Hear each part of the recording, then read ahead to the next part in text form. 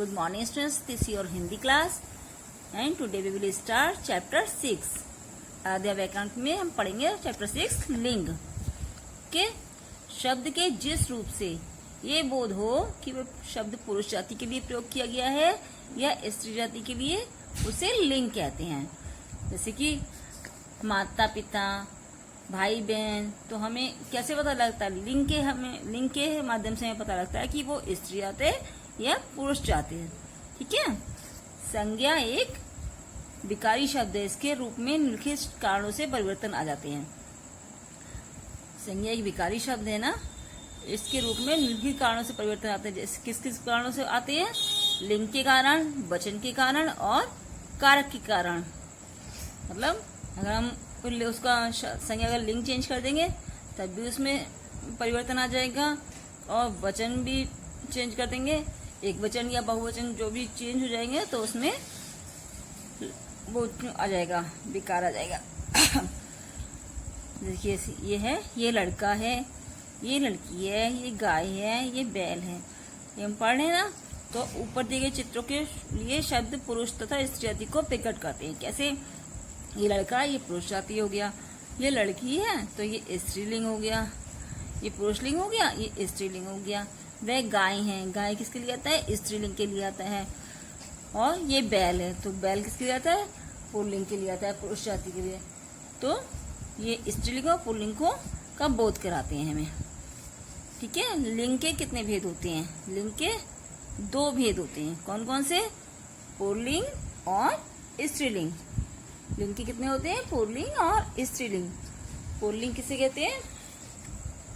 शब्द के जिस रूप से पुरुष या नर जाति का बोध होता है, मतलब शब्द के जिस रूप से पुरुष या नर जाति का बोध होता है उसे पुल्लिंग कहते हैं। मतलब जिस शब्द से हमें पता चले कि ये पुरुष है या नर है तो वो पुल्लिंग होता है। जैसे बालक, पिता, दादा, नौकर, नाना, नौकर, मालिक, घोड़ा, कुत्ता, ये सब क्या है?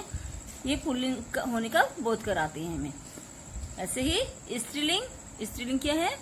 शब्द के जिस रूप से स्त्री या मादा जाति का बोध होता है उसे स्त्रीलिंग कहते हैं। जैसे बालिका, दादी, नानी, माता, नौकरानी, मालकिन, घोड़ी, शेरनी, चिड़िया आदि। शब्द के जिस रूप से हमें, मतलब जैसे अब दादी, नानी, माता हैं तो ये क्या बोध करा रही है हमें? ये स्त्री होने का बोध करा रही है। तो शब्द के जिस रूप से स्त्री का या मादा जाति का बोध होता है उसे स्त्रीलिंग कहते हैं। ठीक है। अब निर्जीव वस्तुओं के नाम भी पुल्लिंग या स्त्रीलिंग होते हैं। जैसे नगर, पर्वत, पानी, कमल, दूध, दरवाजा आदि पुल्लिंग शब्द हैं। जबकि कक्षा, पुस्तक, कुर्सी, नदी, सब्जी, बेल आदि क्या है? स्त्रीलिंग शब्द हैं, है ना। पुल्लिंग की पहचान क्या होती है? पुल्लिंग जिन शब्दों के अंत में आ हो, जिन शब्दों के अंत में आ हो, अकारांत शब्द, वे प्रायः पुल्लिंग होते हैं। अगर अंत में आ होता है तो वो अकारांत शब्द कहलाते हैं, तो वे प्रायः पुल्लिंग होते हैं। जैसे जंगल, पहाड़, मन आदि सब क्या है? पुल्लिंग शब्द हैं। अकारांत शब्द प्रायः पुल्लिंग होते हैं। जैसे कपड़ा, बेटा, चरखा, छिलका, जाला आदि। अपवाद संस्कृत के दया। अब जैसे इसके अपवाद क्या है? संस्कृत है दया, लता, गरिमा तथा हिंदी भाषा के मैना, बरखा आदि, ये सब इसके अपवाद हैं। जल और स्थल भागों के नाम प्रायः पुल्लिंग होते हैं। जल और स्थल भागों के नाम, मतलब पानी की जगह पर या स्थल भागों में उनके नाम पुल्लिंग होते हैं। जैसे भारत, इस देश का नाम हो गया ना। इंग्लैंड, यूरोप, आकाश, पहाड़, पाताल आदि, ये सब क्या है? पुल्लिंग हो गए। इनके अपवाद भी होते हैं, जैसे लंका, नदी, झील, घाटी, चोटी, मिट्टी आदि। धातु के नाम प्रायः पुल्लिंग होते हैं। जैसे सोना, पीतल, तांबा, रांगा, सीसा, पारा आदि। अपवाद चांदी। ठीक है। नंबर 5 है द्रव्य पदार्थ। शराब, चाशनी, लस्सी आदि को छोड़कर प्रायः पुल्लिंग होते हैं। द्रव्य पदार्थ क्या होते हैं? जैसे तेल है, इत्र है, शरबत, दूध, सिरका आदि क्या है? पुल्लिंग शब्द हैं। शराब पीनी है, ये स्त्रीलिंग में आ गया। चाशनी, लस्सी, ये सब स्त्रीलिंग में आते हैं, तो ये इसके अपवाद हैं। महीनों और दिनों के नाम प्रायः पुल्लिंग होते हैं। जैसे महीनों और दिन के नाम जो होते हैं वो पुल्लिंग होते हैं। जैसे अप्रैल, दिसंबर, चैत्र, आषाढ़, सोमवार आदि क्या है? पुल्लिंग शब्द हैं। अब जनवरी, फरवरी, मई ये स्त्रीलिंग हैं, तो इसमें पुल्लिंग भी होते हैं और स्त्रीलिंग भी होते हैं। ग्रहों और तारों के नाम, ग्रहों और तारों को नाम पृथ्वी को छोड़कर पुल्लिंग होते हैं। मतलब जैसे मंगल, शनि, चंद्र, सूर्य, तारा, ध्रुव आदि ये सब क्या है? पुल्लिंग शब्द होगा ना। मंगल, शनि, चंद्र, सूर्य, तारा, शुभ, ध्रुव आदि। पृथ्वी स्त्रीलिंग हो गई। अब अनाजों में ज्वार, मक्का, सरसों, अरहर आदि को छोड़कर के नाम जैसे चावल, गेहूं, बाजरा आदि पुल्लिंग होते हैं। अनाजों में मक्का, सरसों, अरहर ये सब ये स्त्रीलिंग होते हैं। नंबर 9 है पेड़ों के नाम प्रायः पुल्लिंग होते हैं। पेड़ों के नाम सब पुल्लिंग होते हैं। बहुमूल्य पदार्थों के नाम से मणि आदि को छोड़कर पुल्लिंग होते हैं। जैसे हीरा, पन्ना, पुखराज, जवाहर, फिरोजा, मोती, माणिक आदि ये सब क्या है? पुल्लिंग है। ये बहुमूल्य पदार्थ होते हैं ना ये। अब स्त्रीलिंग की पहचान क्या होती है? स्त्रीलिंग की पहचान होती है जिसके अंत में ई की मात्रा आती है, वो इकारांश शब्द बोलते हैं। वो क्या होते हैं? इकारांश शब्द प्रायः स्त्रीलिंग होते हैं। जैसे नदी, रोटी, टोपी, पूरी, कचौरी, इन सब में ई की मात्रा आ रही है ना, लास्ट में अंत में ई की मात्रा आती है, तो ये स्त्रीलिंग होते हैं। जलेबी, मछली, खटाई, स्याही आदि ये सब स्त्रीलिंग शब्द हैं। अब इसके अपवाद जो हैं वो इसमें वो पुल्लिंग भी होते हैं। जैसे हाथी, मोची, धोबी, पहाड़ी, पानी, घी आदि क्या है? ये पुल्लिंग शब्द हैं। ठीक है।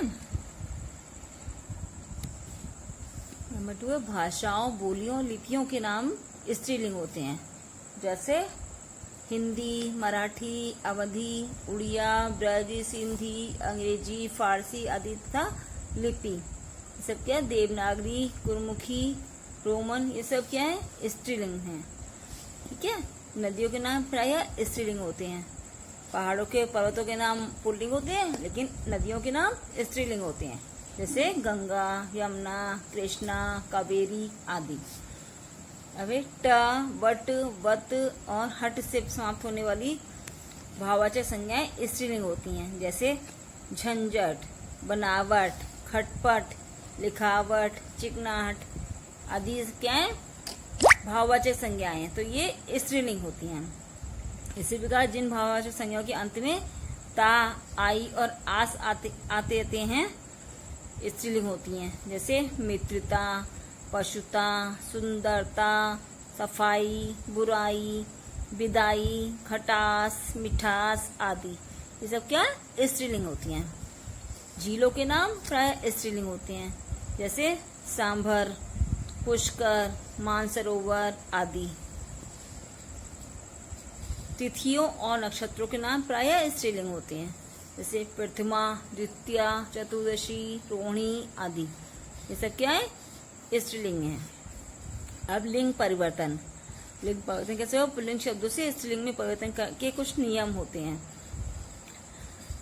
जैसे देखिए, पुल्लिंग शब्दों के अंत में आ होने पर ई प्रत्यय लगाने से स्त्रीलिंग शब्द बनते हैं। जैसे लड़का, लड़का है तो ये पुल्लिंग है, और लड़का की जगह ई की मात्रा लग गई तो लड़की हो गया, ये स्त्रीलिंग हो गया। सी नाना, नाना पुल्लिंग है, और नाना में ई की मात्रा लग गई, बड़ी की मात्रा लग गई, तो ये क्या हो गया? पुल्लिंग हो गया, वो स्त्रीलिंग हो गया। नर, नर पुल्लिंग है, नर में रा में ई की मात्रा लग गई, आकरण लग गया, तो ये क्या हो गया? नारी, नारी स्त्रीलिंग हो गया। पुत्र, पुत्र पुल्लिंग है, पुत्र में ई की मात्रा लग गई, पुत्री हो गया, तो ये स्त्रीलिंग हो गया। मामा, मामा में ई की मात्रा लग गई तो मामी हो गया, ये स्त्रीलिंग हो गया। ऐसे ही दास में दासी, ये स्त्रीलिंग हो गया। घोड़ा में घोड़ी, स्त्रीलिंग हो गया। गधा में गधी, बकरा का बकरी, रस्सा का रस्सी, ये सब स्त्रीलिंग शब्द हो गए, है ना। ऐसी अकारांत पुल्लिंग शब्दों के अंत में आ को आ के करके स्त्रीलिंग बनाते हैं। जैसे छात्रा, छात्र, छात्र पुल्लिंग है और इसमें आ का डंडा लग गया तो पुल्लिंग हो गया, वो स्त्रीलिंग हो गई, छात्रा हो गई। आचार्य पुल्लिंग है, आचार्य में या में आ का डंडा लग गया तो ये आचार्या हो गया, ये स्त्रीलिंग हो गई। शिष्य, शिष्य पुल्लिंग है, शिष्य, शिष्य में आ का डंडा लग गया तो ये शिष्या, स्त्रीलिंग हो गया। वृद्ध में आ का डंडा लग गया तो वृद्धा हो गई, ये स्त्रीलिंग हो गई। इसी महोदय में आ का डंडा लग गया तो या में आ का डंडा लगा तो महोदया हो गया, ये स्त्रीलिंग हो गई। प्रिय में प्रिया, आ का डंडा लग गया तो प्रिया हो गई, स्त्रीलिंग हो गई है। गज में गजा, ये स्त्रीलिंग हो गया। कृष्ण में कृष्णा, ये स्त्रीलिंग हो गए। ठीक है, अब आप ये सब अपने आप पढ़ोगे और जो ना समझ आए वो आप मुझसे पूछेंगे। आगे की जो ये वो है, आगे की पुल्लिंग और स्त्रीलिंग शब्द हम नेक्स्ट क्लास में पढ़ेंगे। Thank you and have a nice day.